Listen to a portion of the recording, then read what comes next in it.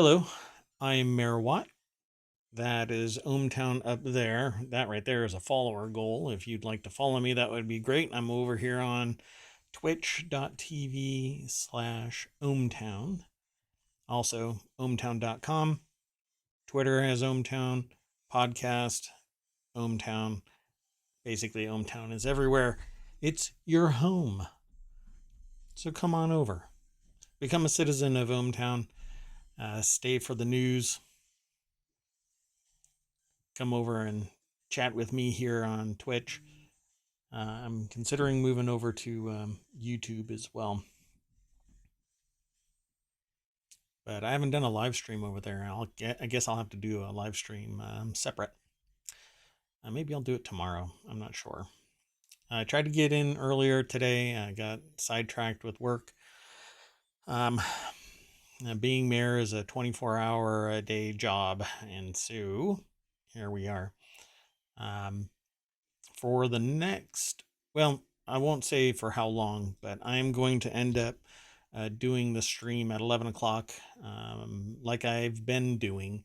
It's only that the reason why things got thrown all out of whack is because my plan was to stream at 11, and I ended at Eastern, and other people decided to pull the mayor in different directions, so I couldn't do it on a regular schedule. But now that's all done, and I can stream at 11 in perpetuity as far as I'm concerned. So let's get into today's news. This is for June 4th. Pardon me. June 4th, 2022. Oh, gosh. I had an itch on my face, of all places. Okay, so this is the ohmTown Daily News Show. It is for June 4th, 2022. It's episode 155. I've got a whole host of articles already selected and on deck ready to launch. The very first one is in the continuity report, and it says the 5 most anticipated movies of June 2022. Well, we're already 4 days into it. I'm really looking forward to the Worldwide Developers Conference. I want to see what new hardware. There's a lot of talk about AR and VR and maybe Apple glasses coming out. AR glasses. That would be spectacular. Let me tell you, I'm really excited. Sorry to get sidetracked, but considering it's already the 4th, I'm really jazzed. Okay, so this is the 5 most anticipated movies of June 22nd. Moviegoers are most looking forward to a return of Jurassic World. Yeah, I suppose. But but this month's list includes some family fare, some horror, and even a small dramedy. It's over at Rotten Tomatoes. I'm not sure how it's going to play out when. Yeah, I clicked this link. Rotten Tomatoes sometimes kind of, I don't know, gets messed up in my browser. But at any rate, here we are. It's an article by Rotten Tomatoes staff. It came out in the last 24 hours, like all of my news tends to be. And so they talk about Jurassic World Dominion, Lightyear, Elvis, The Black Phone, which I haven't seen yet. I think it all takes place, if I recall correctly, I've seen this in a while back. Basically, there's a kid that is in a single room and there's a phone. Cha-Cha Real Smooth. I haven't seen the trailer for that yet. And that's the 5, so I don't know. Jurassic World Dominion, maybe. Lightyear is family, and we'll probably trade on the Buzz Lightyear name, but I don't know. I don't know. I don't know. It's got a lot of big names in it, and I'm sure the animation is going to be phenomenal. So I'll probably end up watching both of those.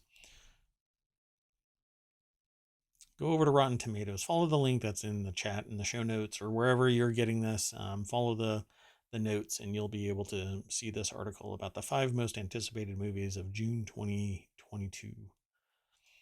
The next article is in the Hatch Ideas channel. Fed's Mester says inflation hasn't peaked and multiple half-point rate hikes are needed. Cleveland Fed President Loretta Mester said she doesn't see evidence that inflation has peaked and is on board with supporting multiple rate increases. Let's click the link. It'll take us over to CNBC. They always have these keynotes. Cleveland Fed President Loretta Mester said Friday that, she doesn't see enough evidence that inflation has peaked and is on board with supporting multiple interest rate hikes. Mester also doesn't expect the central bank to pause after the summer, though she said that the magnitude of the moves could be reduced if inflation falls. And there's a quote in here that Mester said in a live interview on CNBC's The Exchange, quote, "I don't want to declare victory on inflation before I see really compelling evidence that our actions are beginning to do the work." Well, this article is over on CNBC.com by Jeff Cox. And to me, on the outside, looking in, obviously there's a lot of indicators that they have access to that I think the normal Joe does not, including myself. I don't have... what I see are the effects of their decisions, of discussions, of actions, of people that are already in a privileged position to make their own actions. Even prior to this, people are talking about this and they're making their own decisions based on that information. I know without a doubt that people are taking actions, not just on rumors, but on a limited number of facts that they have access to. I'll just put it to you that way. But we see costs continuing to go up,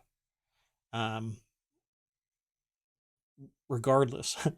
And I think it's because it's greedflation. It's profiteering off of the suffering of the last 2.5 years. And now that people, and there's been injections of capital, except that the injections of capital aren't at the right locations. The injections of capital are not in the middle class. They're not in the lower class. They are in people that already have the means to provide opportunity to others, except that they aren't offering opportunity to others. And it shouldn't even be poised as that. It shouldn't be presented as, oh, how gracious someone is that they are offering an opportunity to others. Because if you were to wipe out student loan debt, because it's been provided for mega corporations forever, but the middle class doesn't get bailed out. The lower class that took on a tremendous amount of student loan debt because they don't have the means to achieve academically without the burden of debt, right? They're not born with a silver spoon in their mouth. The middle class never is. But they're never bailed out. They're never bailed out. Yet, if you were to wipe out student loan debt, the middle class and the lower class, whatever that means nowadays, because there really isn't a middle class. There's the top 1% and then there's the 99. And there's a massive financial gap in between. There is no strata anymore, really. I need to find, there was a chart that I had once seen. But at any rate, I'll try and find it. But the fact of the matter is the powerhouse, the engine, the mitochondria of the economic engine that is in the United States and everywhere, but in their particular context of their, domestic economy in the United States, the middle class has always been the juggernaut of economics. We are the greatest consumers of things en masse, right? So we consume, and it provides the economic engine out to companies. They produce, they manufacture, and we buy. That's how it works. Federal government taxes everything. State government taxes everything. That's how they generate revenue. That's how they get money to power the public engine. I'll get more into this as we go on into other articles, but the fact of the matter is that that engine, that powerhouse, is not being stimulated in a way. It's just burdened by debt en masse, and now burdened by debt and increasing interest rates, all because historically a bunch of money has been thrown into a system that has benefited corporations and banks. It is self-fulfilling prophecy of generating revenue for people, but not the ones that actually power the economy. Now, my biggest concern here is that even within these interest rate hikes, even within this increase, this inflation, even with the CPI increasing by leaps and bounds, you're still getting corporations that get bailed out, that get stimulus money, that get subsidies, etc., from the government. You're still getting record profits, but the middle class isn't getting pay raises. They're not getting any greater benefits. They're not getting a superior work-life balance. They're being told they have to pee in bottles. They're being just blasted for unionizing because they don't have bargaining power, etc., etc., etc. So interest rate is going to go up, basis rates are going to go up, and that means interest rates are going to go up even greater. When these basis points go up, everybody from the basic input all the way to retail, everybody wants to get a piece of the action, and it's very difficult to say, well, I'm only going to take 0.05%. No, it's easier to just say I'm going to raise my rates 10%. And every strata, from pulling it out of the ground or cutting it off of a tree, whatever it is that is being gathered up by the primary resource generator, all the way up through processing out to the retail channel, all of them are going to be adding 5%, 10%, etc. And the prices are going to go up. And it'll continue, I think, all the way through to November, I'd say. They'll start cutting prices, but not really impacting overall profitability, because it's going to be severely out of alignment with the trend. We're going to keep on increasing, at least in my opinion. And that's just looking at a bunch of information that may not turn out to be anything later on, because there are additional controls that are being put in place. We'll see. We will see. But obviously the Fed is interested in still raising and slowing consumption. Yet the money is still out there. The money is still out there. It's not doing anything to slow down the spend, or I should say the acquisition of wealth. It's because the money is still out there. Let's continue on. This actually plays off of that, which is some people take personal loans. Others use credit cards. To me, it doesn't really matter.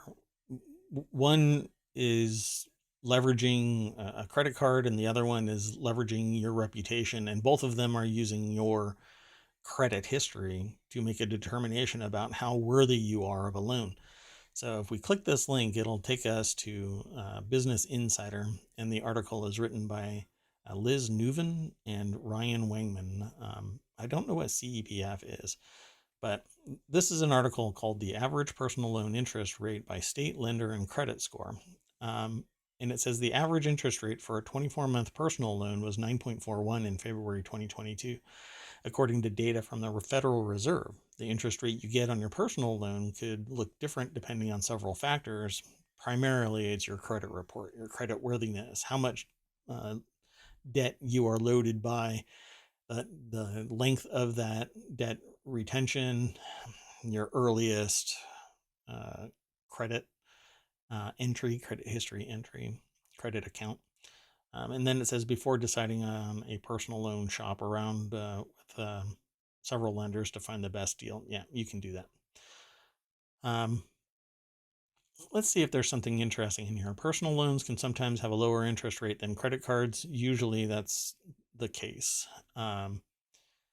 The average credit card carried an APR of 16.17% in the first quarter of 2022. But the Fed Reserve says that it's 9.41 in February of 2022 for a personal loan.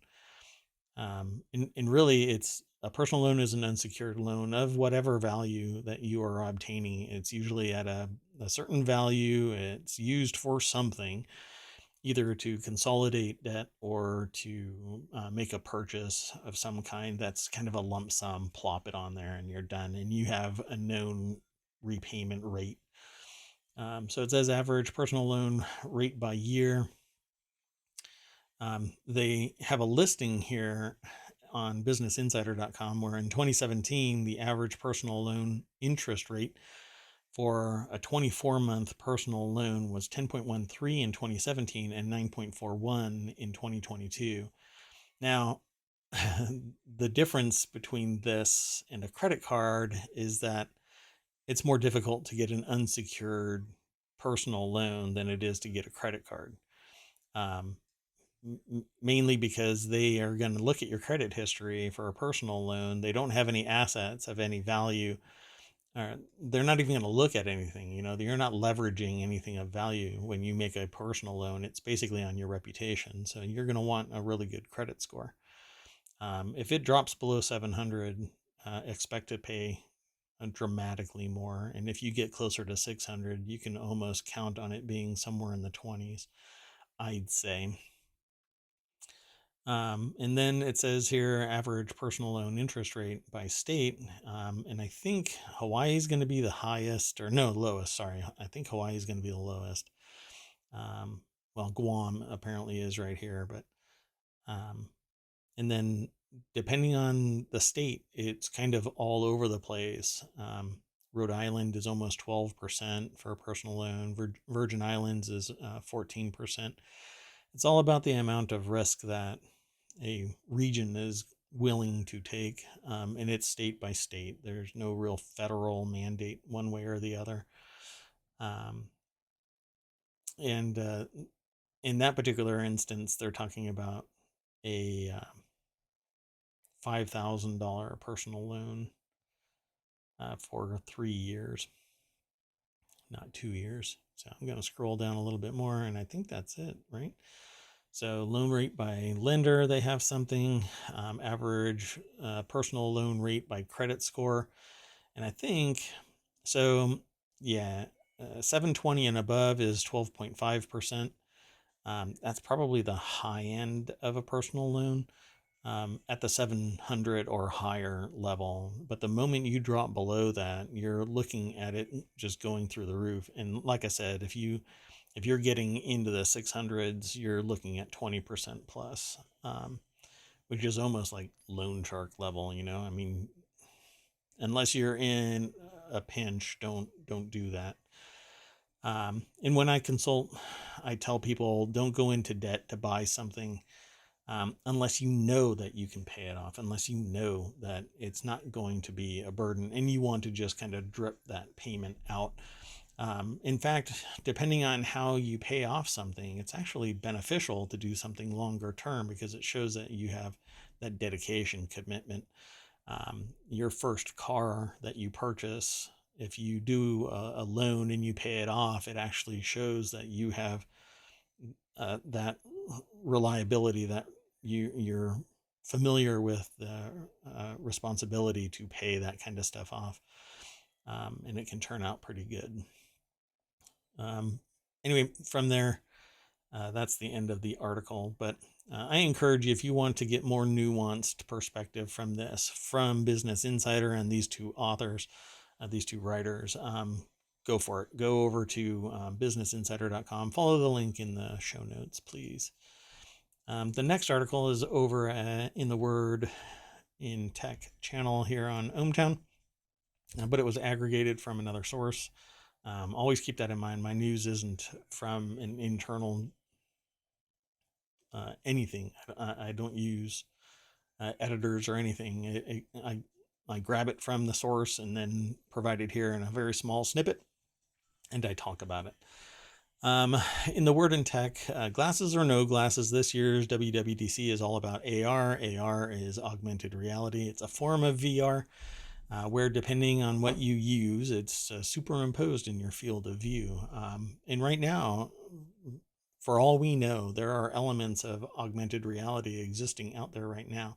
Niantic is a company that does this. With various games, you can go out into the world and use your phone, and based on either devices or GPS, you can have something in virtual space, augmented reality, and you just walk around and you hold your phone up and you look around, and eventually you'll stumble across something. But it says here that Apple has been demoing AR for years, but has never really shown us how it's supposed to work.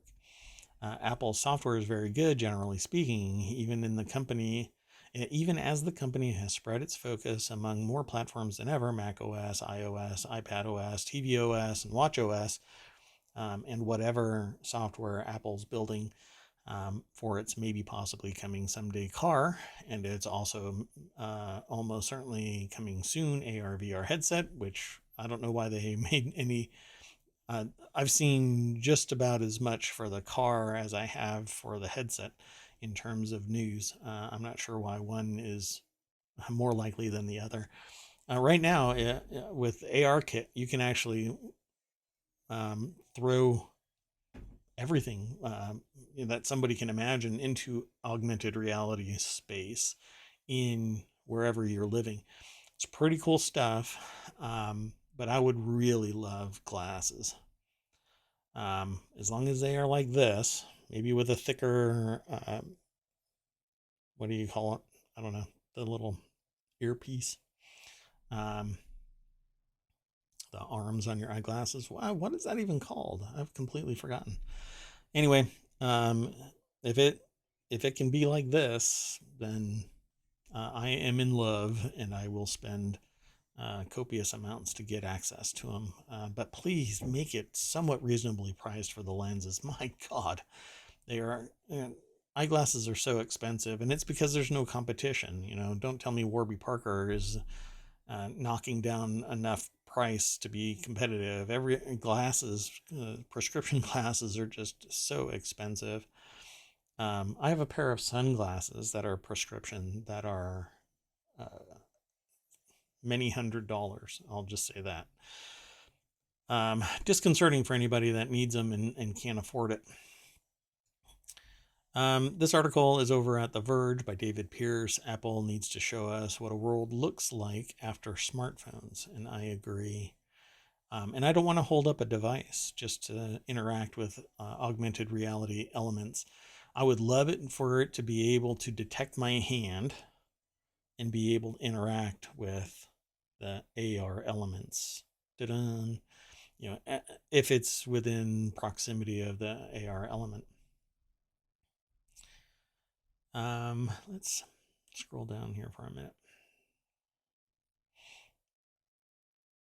What all that success and maturity breeds, though, is a sense that Apple's software is finished, or at least very close, because they're talking about AR, VR software in the Apple ecosystem. Over the past couple of years, the company's software announcements at WWDC have almost exclusively iterative and additive, with a few big swings. Last year's big iOS announcements, for instance, were some quality of life improvements to FaceTime and some new kinds of ID that work in Apple Wallet.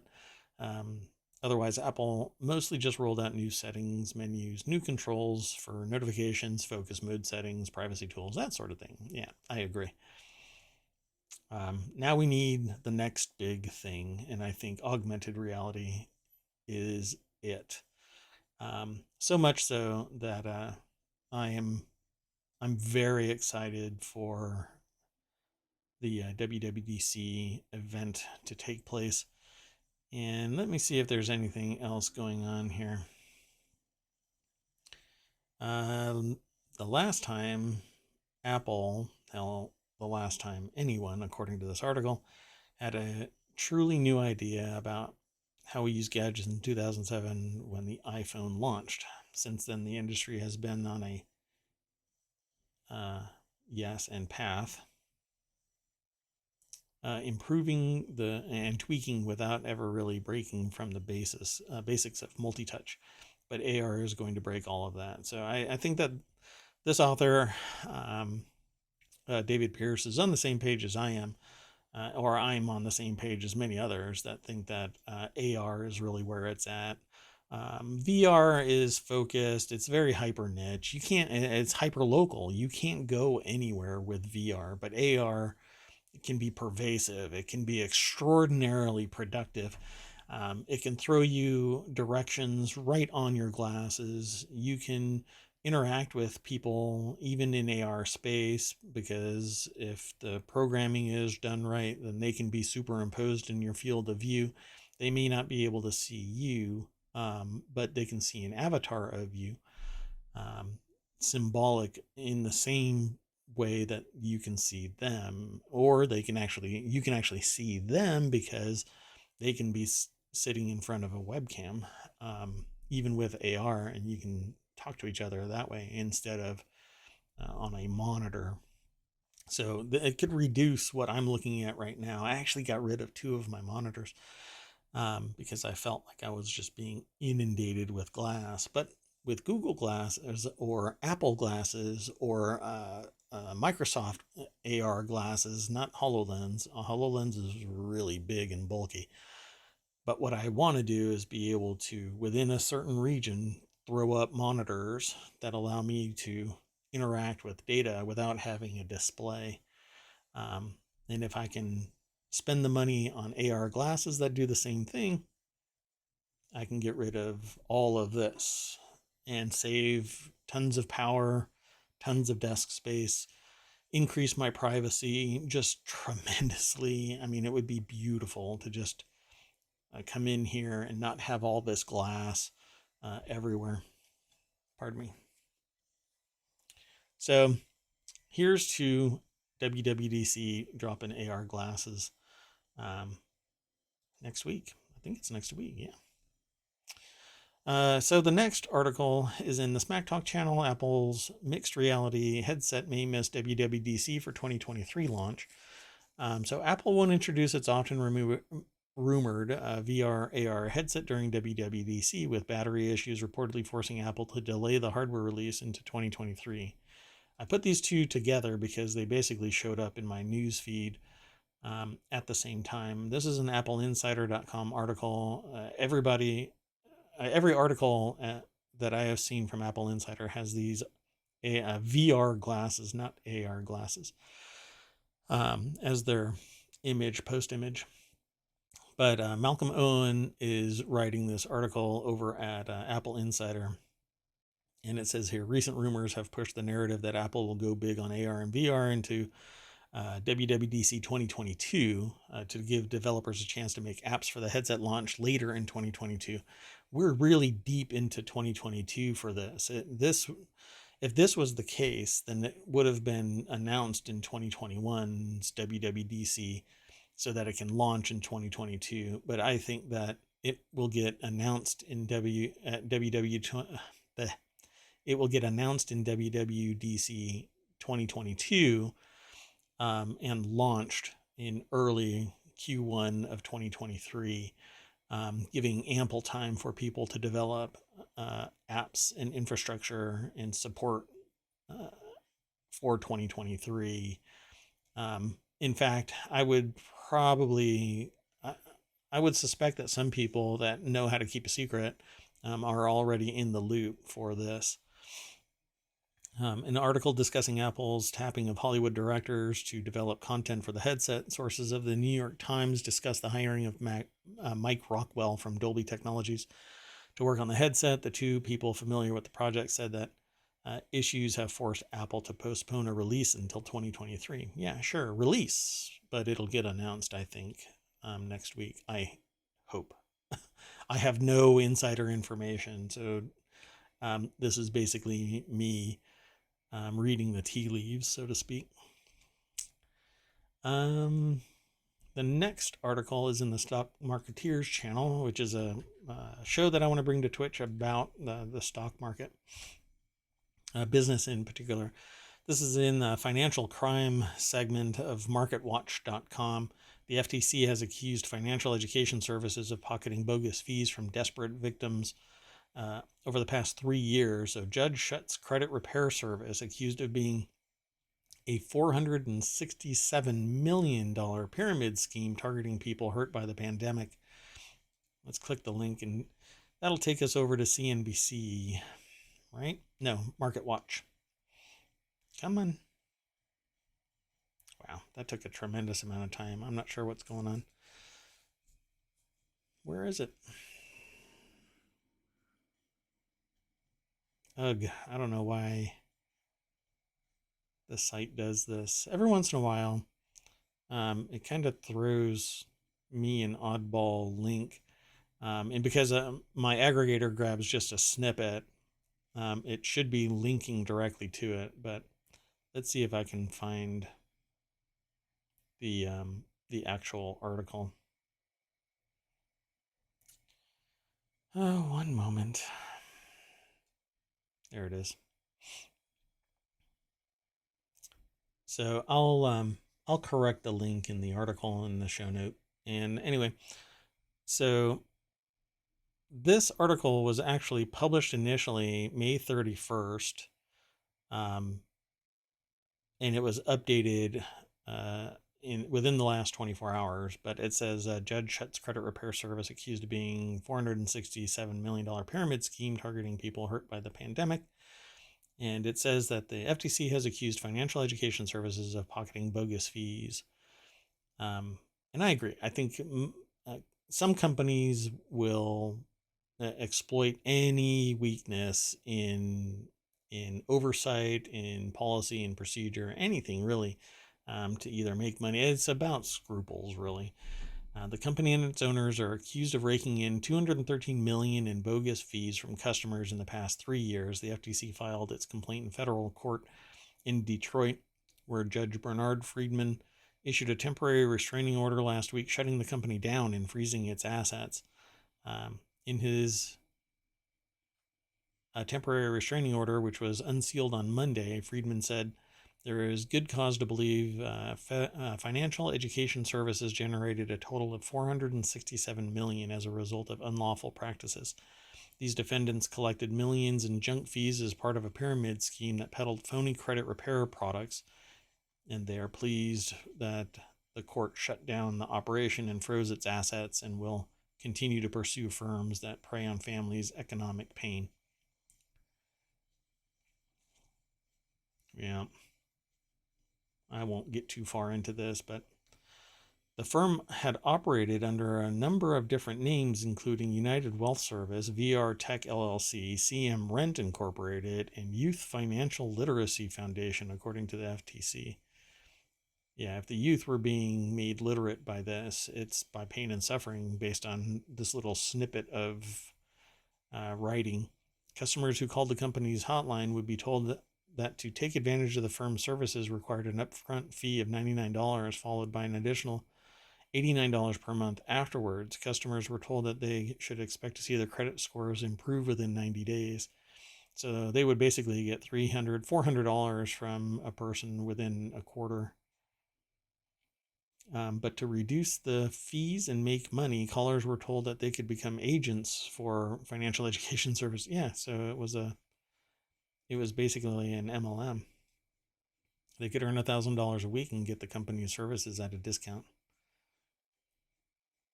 Yeah, all they had to do was go and find a few friends, right? Let's continue on. The next article is North Dakota's air farms are increasingly homes for drones. North Dakota's economy is off the rails, quote unquote, off the rails with a demand shift urgency for cleaner fuels, James Lehman, commissioner of the North Dakota Department of Commerce, said. We want people to know more than just the movie Fargo, the 1996 black comedy crime film that won 2 Academy Awards. Well, I don't know. Linking it to Fargo is probably not how you should do that. Let me see if I can find this article too. This is new to me. They haven't always done this link to that main page like this. But let's see if I can find it real quick here. Sorry, folks. And you get to see this or hear this because I'm not going to edit it out. So this is a Market Watch article by John Swartz. And one of the nation's least populous states, with about 775,000 people, is betting on the future of commercial drones, autonomous farming, and cybersecurity education. North Dakota is distinguished by its badlands and flatlands, but high above the sky, 60,000 feet to be exact, drones are being tested so that they can eventually deliver high-tech medical equipment and specialized drugs to remote outposts of the 19th largest state in land size. Yeah, but its population density is extremely low. Which it would be great to change that, more people go out there to do development. We won't talk about the weather unless you're interested in cold weather for periods. I don't know what to say. It should be more developed, really. But like a lot of people, there's a lot of not in my backyard kind of a thing. So it says North Dakota's economy is off the rails with demand shift urgency for cleaner fuels. And that's James Lehman again, as I said it earlier. North Dakota and its largest city are reshaping their legacy with $40 billion in announced projects and another $20 billion in the works. The state's gross domestic product was $55.7 billion last year. The wave of large deals are led by Sarillon Incorporated's plan to develop a major gas to liquids complex with an initial phase estimated at $2.8 billion and construction of $1.9 billion Atlas Power Data Center to be built by FX Solutions Incorporated. So they're pretty much on the industrial side, at least in this article. I don't know about their footprint for small business entrepreneurship from the middle class perspective, I'd say. When you're talking about billions, this isn't a lifestyle business. Okay, so let's see what else. They've got a lot of stuff in here. So if you want to learn more about it, follow the link over to the article. Let's continue on. The next article is in the Hatch Ideas channel. Wedding party members spend $825 on average. Here's how to avoid a budget buster wedding season, says financial analyst. Americans are expected to attend 2.5 million weddings in 2022. Here's how financial and etiquette experts say guests can avoid overspending. I don't know. I would probably say learn to budget. This is an article at acorns.com by Ryan Ermey. And let's scroll down here. So it has this neat key points segment like other websites.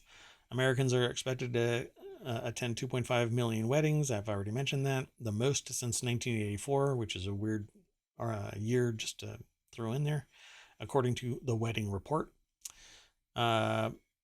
Wedding party members spend about $825 on average between travel, attire, events, accommodation, according to a recent survey from LendingTree. I don't really like the on average element of that because you can have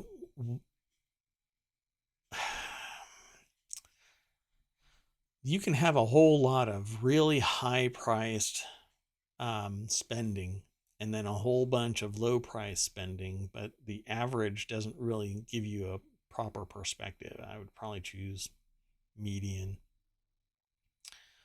40 million Americans feel or have felt pressure to spend more than they're comfortable with to attend a celebratory event in 2022 per Bankrate. So they did their homework in this. This is pretty neat. Acorns is a recent addition to my aggregation, and says, communicate your concerns about money. Get creative with spending and saving. Maximize your credit rewards. This is all stuff that you can use to kind of offset what you're going to spend. But you should never feel pressure to spend money, even if you're invited to a wedding. You shouldn't go into debt. You definitely shouldn't harm yourself just to attend a wedding. Your financial stability is more important than even attending a wedding, in my opinion. But I don't go to many weddings. Did when I was younger, but not so much anymore. Let's see here. I think if you want to learn more about this, if you want to read more about this, then go on over to the article. But I'm just going to leave that out there for you. The next article is in the Continuity Report, which is a channel all about movies. This is the box office from Variety.com. Top Gun Maverick smoking competition with stunning projected 33% drop. Tom Cruise is king of the domestic box office once again. Paramount's Top Gun Maverick is soaring to the top of the charts for its second weekend of release, drawing in a commanding $25 million on Friday from just over 4,700 locations, after enjoying the widest domestic opening weekend with 4,732 North American cinemas. Let's click that article, and it's by J. Kim Murphy. I'm going to pause this video. And it's over at Variety.com, so head on over there and read the rest of this article. But let's see here. After enjoying the widest domestic opening weekend with 4,732 North American cinemas, Maverick actually added 19 more for its sophomore outing. So the second semester, or the second, sorry, not semester, but the second weekend. The studio is projecting an $84.5 million haul through Sunday, a stunning 33% dive from its $124 million three-day opening. A soft decline like that is a superlative achievement, marking the smallest drop in domestic box office history for a film that opened above $100 million. So, Doctor Strange and the Multiverse of Madness and Batman fell 67% and 50%, respectively, for their second weekend. Pretty big money and percent drops. That's a lot. But it's good timing. People want to get out there. I'm actually running V Rising behind everything that I'm doing right now. So if you hear a bell ring, it's because V Rising is still running and the sun is coming up or going down. Anyway, let's go on to the next article. The New York Post article titled "Forgotten in Ubers, Phones, Breast Pumps, Dentures." Texas took top honors in Uber's 2022 Lost and Found Index, which found that 3 Lone Star cities have the most forgetful passengers, who are leaving behind everything from their phones and vaping paraphernalia to dentures and even breast pumps. So let's click this link. It comes out of Stock Marketeers because it was sourced from MarketWatch. And now I've got to hunt it down again. They've really changed how I'm getting the news. So, doink. I'll have to review this and see what's going on. One passenger reported a metal leg as missing, but didn't specify whose leg it was. Because sometimes you need to get a leg up on people.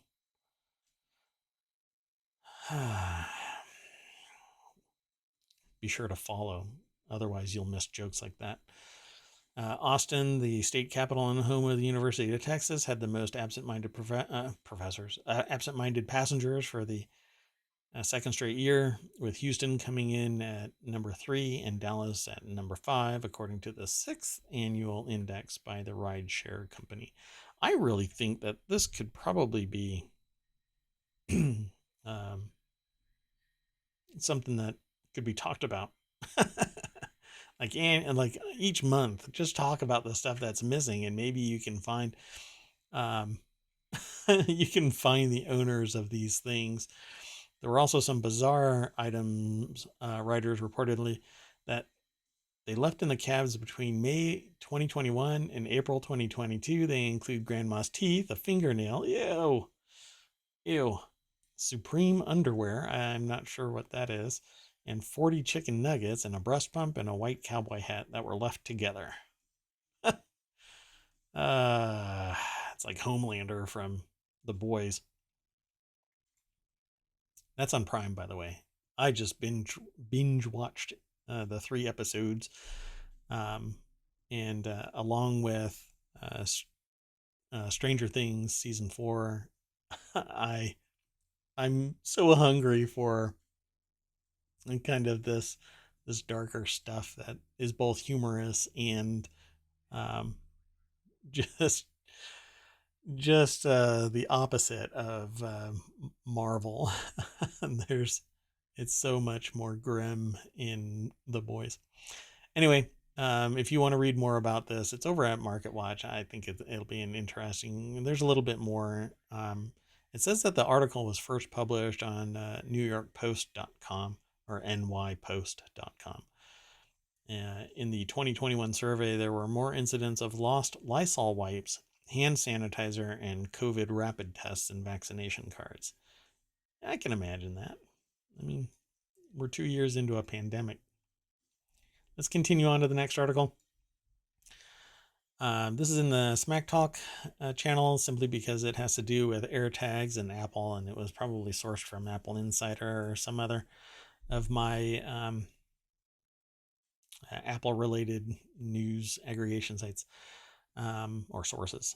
A woman has been charged with murder for repeatedly running over a man in Indianapolis over claims of infidelity, apparently discovered by tracking his car using AirTag. So let's click this link. This is indeed an Apple Insider article by Malcolm Owen. And let's see, Andre Smith was hit multiple times by a car outside Tilly's Pub in Indianapolis on Friday, with emergency services discovering him under the vehicle. The 26-year-old was pronounced dead by medics on the scene, and a coroner's office determining the car was the cause of death. Either that or rapid changes in gravity. Let's see. The witness said that they were told by the driver, Galen Morris, that Smith was tracked using an AirTag and GPS, reports Indy Star. Morris claimed she was the girlfriend of Smith and believed that he was cheating on her. You know what? Little bit of wisdom from somebody that's older. If somebody is cheating on you, just leave. Just leave. You will find another person, someone that deserves you, and you won't be charged with murder, vehicular homicide. Morris has been preliminary charged with murder, with final charges yet to be determined.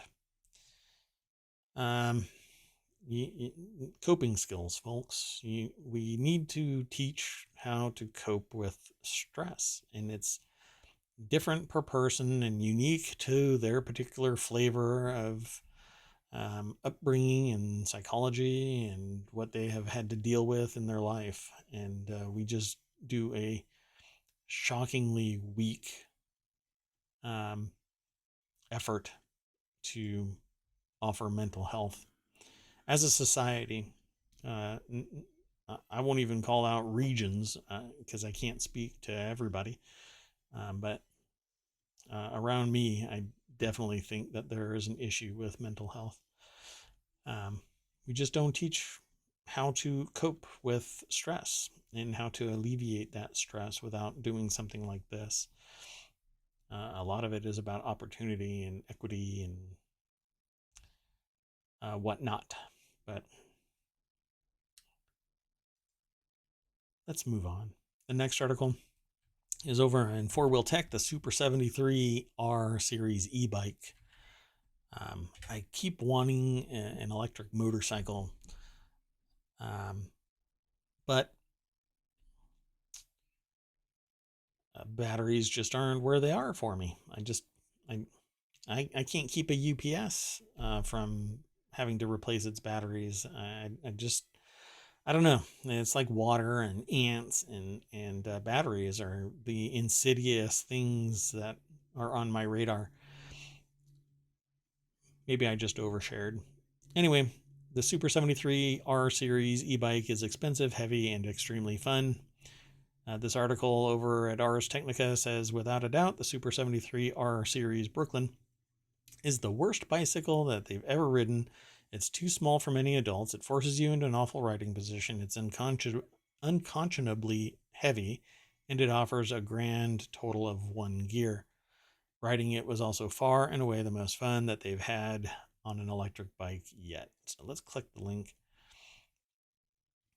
And it takes us over to arstechnica.com by John Timmer is the article. It says, is it a motorcycle, a dirt bike, an e-bike, whatever category you choose, it's fun. Well, to me, it looks like a cafe racer bike, motorcycle. So that style of bike, I think, is great. I don't know about it putting you in a awful riding position, but cafe racers look exactly like that. Let's see, the design urban dirt ? I don't know, it looks pretty nice. It's got fat tires like beach ride, like a beach bike, that with those really fat tires that won't sink into the ground too much. But it definitely looks like a cafe racer style bike. The same frame and everything. I mean, it looks like you would just slap a conventional combustion engine in there and off you go, but it's electric and it's a regular bike, so you can pedal. Super 73 offers 5 different versions of its R series, an e-bike that offers either full electric drive, full pedaling, or electric assisted pedaling. All 5 versions, however, look like miniature versions of a dirt bike. One, the Malibu, is kitted out to look like an off-road racer. I tested the Brooklyn. That author did, not me. They tested the Brooklyn edition, touted it as a performance street racer. The key difference here seems to be the tires, which are relatively slick, but still offered plenty of grip and handled the gravel trail with confidence. I don't know. That's not slick. I dig them. I don't know. I like the bike. So let's see if they actually state what the price is. Who's it for? They say. Okay, well, who's it for? It's for those that have $3,500, $4,000. Yeah, it's expensive. 25-mile speed limit. Okay. I don't know. If you like that cafe racer style motorcycle, but you don't want to have to get a motorcycle license, this is probably what you want to get.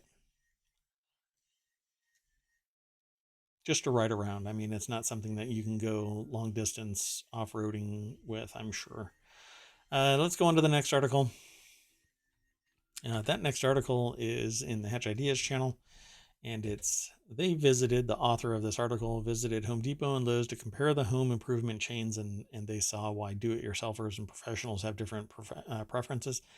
So the author visited Home Depot and Lowe's to see how the home improvement giants stack up, and we really only have 2 in the United States, and that's Home Depot and Lowe's. Home Depot continues to have higher sales. Home Depot and Lowe's are home improvement competitors who've both benefited from the boom in renovations over the past few years, and they visited both. So let's click the link and take us over to Business Insider. It looks like it's a quite expansive article, but it's probably going to be the same that I usually see from Business Insider, which is about 50% pictures. Mary Meisenzahl is the author of this article, and let's just kind of scroll through this. Home Depot just reported a successful quarter with $38 billion in sales, blowing away analyst expectations. Let's see, curbside pickup. That's what they talk about in Home Depot. Depending on the location, they have curbside pickup. Even Lowe's does, but not everybody. Let's see. Yeah, they both have nurseries. They both have plants that are ready to be picked up. Let's see if I can find something a little more interesting than this. They definitely focused on the plant side of things, the garden center and the nursery. But then they walk into the store itself, and dozens of aisles stacked to the ceiling with home improvement supplies. If you've never gone into a Home Depot or Lowe's, count yourself lucky. You, from my anecdotal experiences, Home Depot is very much more geared towards, I guess you could say, the contractor side of things, although both have contractor offerings. But the do-it-yourselfer, the home improvement person that is more on the lighter side, where you're not doing decks and you're not, I don't know, the more industrial, the more builder oriented, the more home improvement company or individual, as a service, you'll end up going over to Home Depot for some reason. And the help, though, previously it was, to me, again, it's anecdotal. To me, the difference had been more apparent roughly 10 years ago. But nowadays, there are fewer employees walking around and helping people at Home Depot, and there are more over at Lowe's that are the same as what was over at Home Depot. And so you have the same people, and the same culture is oozing across from Home Depot into Lowe's, as everybody is either downsizing or, optimizing who is doing what. So it says the same goes for flooring, which had multiple aisles dedicated to different types. This is the same in Home Depot and Lowe's. So I'm curious what they do. I'm going to scroll down real quick here. They make a shift over to Lowe's at some point. They said that they're surprised to find clothing and accessories for sale, mostly from John Deere. The lighting sections are pretty much the same. There's always cabinets and pretty much all the same stuff. It's in slightly different providers. So some providers are the same. Like, I just found out that Lowe's bought Jacuzzi, and so the faucets that used to be Jacuzzi are now Lowe's, but they're not named by Lowe's. They're called something else, but it's a Lowe's brand. So like, I was buying Jacuzzi faucets and replacing the builder grade faucets that I had. And now they switched from Jacuzzi to something else. And I can't remember the name of the brand. It might still be Jacuzzi, but I was told that Lowe's bought Jacuzzi. All kinds of stuff. But Lowe's to me comes across as more consumer friendly, or prosumer, versus the more contractor, construction side, industrial of Home Depot. But that might not be the case everywhere. And I think a lot of this, what this article is talking about, is more anecdotal. So take it all with a grain of salt. But I appreciate the effort that went into this. I'm going to scroll all the way up. It's quite a long article. If you want to see a bunch of pictures and some perspective from Mary Meisenzahl, go over to the Business Insider article. Again, linked in the show notes. I've got 3 more articles. The next article is in the Hatch Ideas channel. It says Elon Musk says executive competence is super underrated in politics and backs open primaries. Here it says the Tesla and SpaceX CEO tweeted that his political leanings are moderate. Musk said executive competence deserves more attention, and as it is super underrated in politics. Yes, super underrated is the professional term that politicians use to announce their competence. He backs open primaries as a way to move candidates to be more centrist. The Tesla and SpaceX CEO on Twitter that executive competence is super underrated, and that he's backing open primaries. So let's click the link. It'll take us over to businessinsider.com and Sam Tabaridi. is the author. Um, Here's the thing about politics and business. Government should never be run like a business. It's great for private-public participation, partnership, sharing of knowledge, applying for grants from the government, offering up opportunities by applying for bids in contracts and whatever else.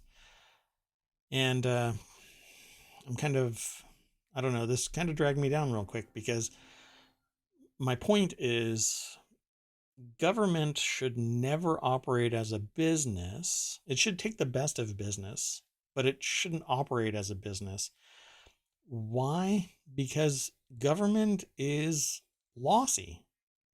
It's built to spend money for the greatest good, doesn't generate revenue.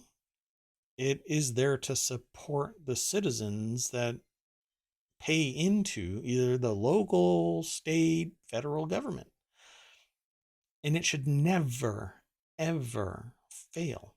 It shouldn't take so much risk that it collapses.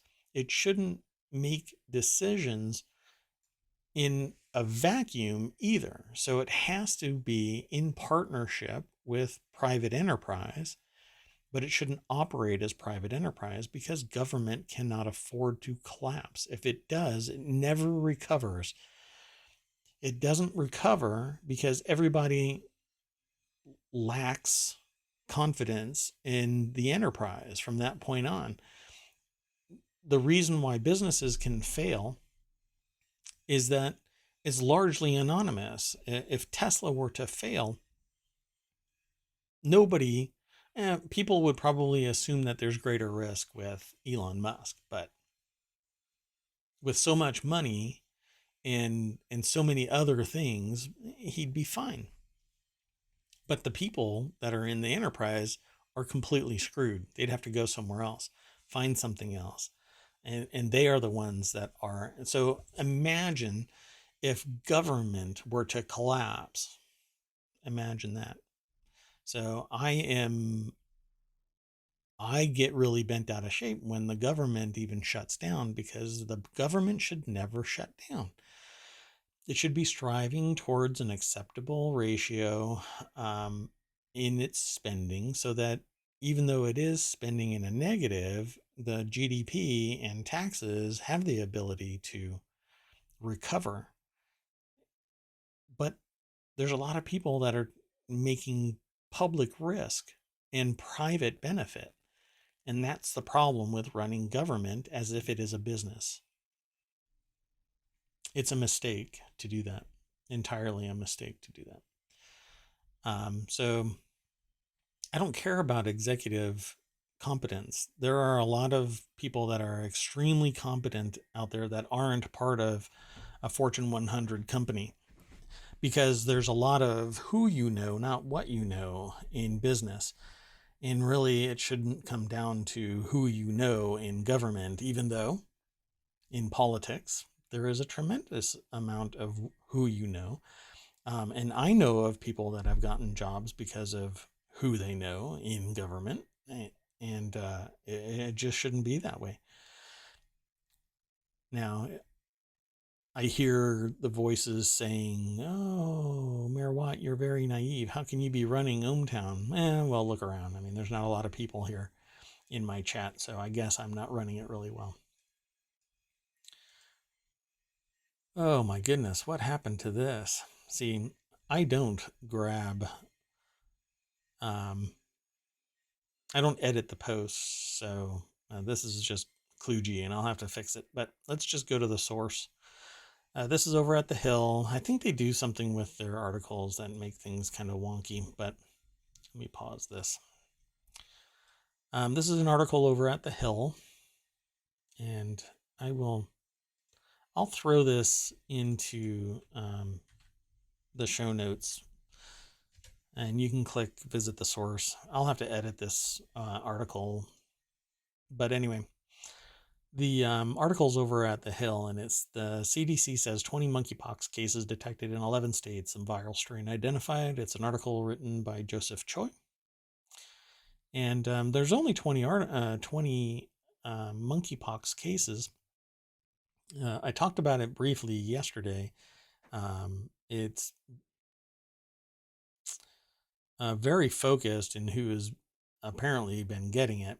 So it's all about risk. And don't take extraordinary risks. Get to know who it is you're fooling around with, folks. The strain of the monkeypox virus affecting patients in this outbreak is the West African clade, I guess. And that is less severe than other known clades. The Congo Basin clade, meaning that in historical outbreaks in Africa, it has led to fewer deaths, says Jennifer McQuiston, Deputy Director for the CDC's Division of High Consequence Pathogens and Pathology. Wow, that is a big name to live up to. So most monkeypox cases in the U.S. have been found among men who have sex with men.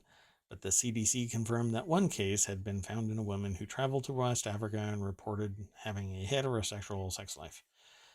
So nobody's really immune, folks. It's all about knowing what's going on, how this happened, and how it jumps from one species to another, and how humans now have this. I don't know.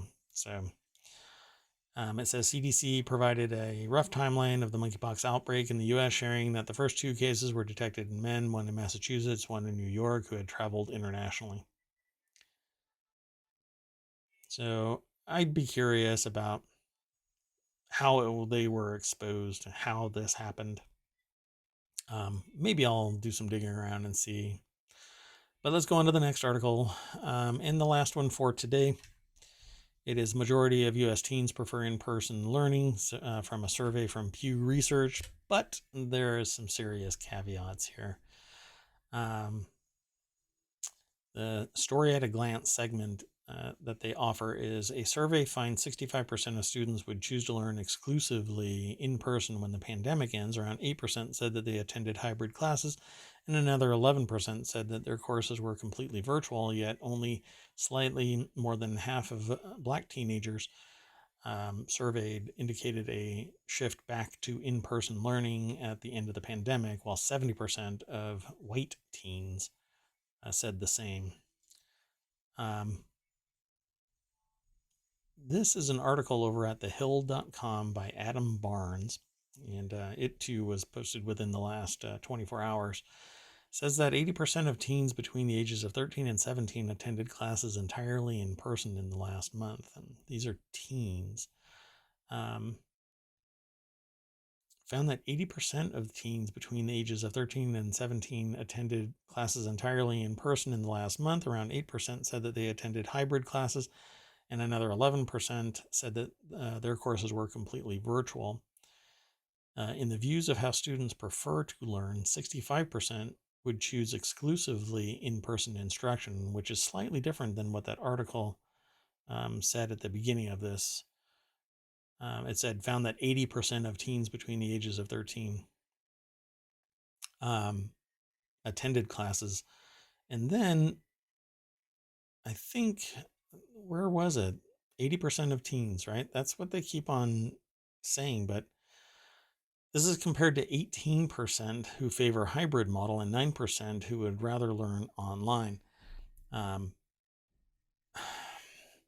This is really about the ability of the educator to formulate a plan that gets the learning done in an online vehicle versus the social aspects that teens are really embracing. That they want to go and hang out. They want to see their friends.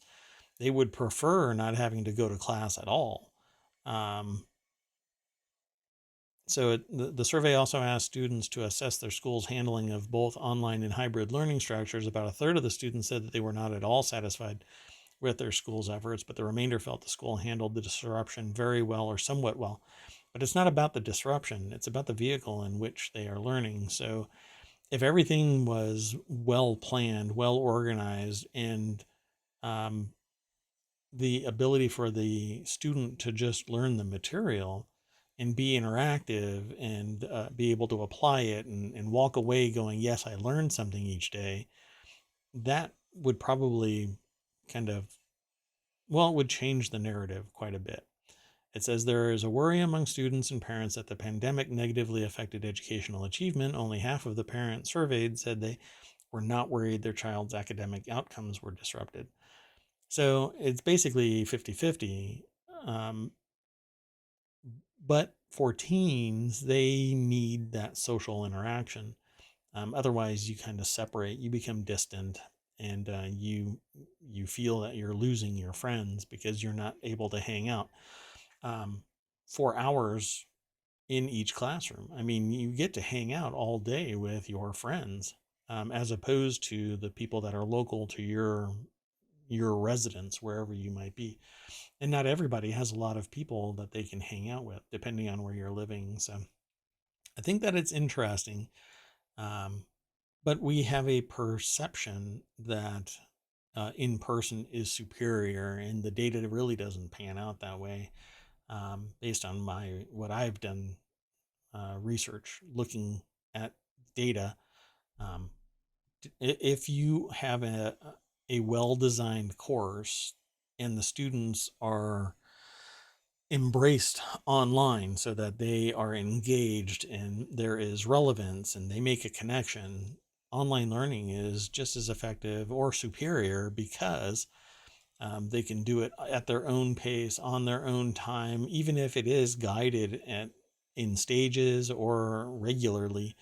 They just have to be kept on task and taught, versus the kind of a haphazard, rapid transition to online, and none of this was ever taken into account when courses were designed. Now, after 2 years, I think that this research shouldn't be looking at the past anymore. We have plenty of data that shows that the transition was haphazard, but now that we are very well capable of designing courses for online, I think it's possible that teens can still learn that social aspect, just like going to a 4-year college. I mean, most of what you get out of going to a 4-year college is the social interaction along with the education. And there's so many things where the the carrot and the stick are one and the same, and you're happy to get hit by the stick just so that you can take a bite of the carrot. That's basically college. And you get a lot of education, but most of the people that go to college go, I don't need any of this stuff or that stuff. But it's mandated that to get a degree, you have to take all of the other stuff you're not interested in. That's high school, that's teens. So I think we still have some evolutionary steps, maybe revolutionary steps in culture to accept online education. But it's always been the case for the last 30 years. Online has been a problem as an element of perception, not really efficacy. I think we're very capable of learning online remotely. And that's the end of today's ohmTown Daily News show. At the beginning and end of all of the shows, I always click that little logo, and then the page refreshes, and you can see that we have a whole new set of articles that can keep you busy throughout the day. And ohmTown is aggregating 24 hours a day, 7 days a week. And then we talk about it each day. I'm going to be doing this tomorrow at 11 o'clock, not 2 o'clock tomorrow. Okay, thank you very much for coming. This has been Mayor Watt over at ohmTown. Talk to you tomorrow. Bye-bye.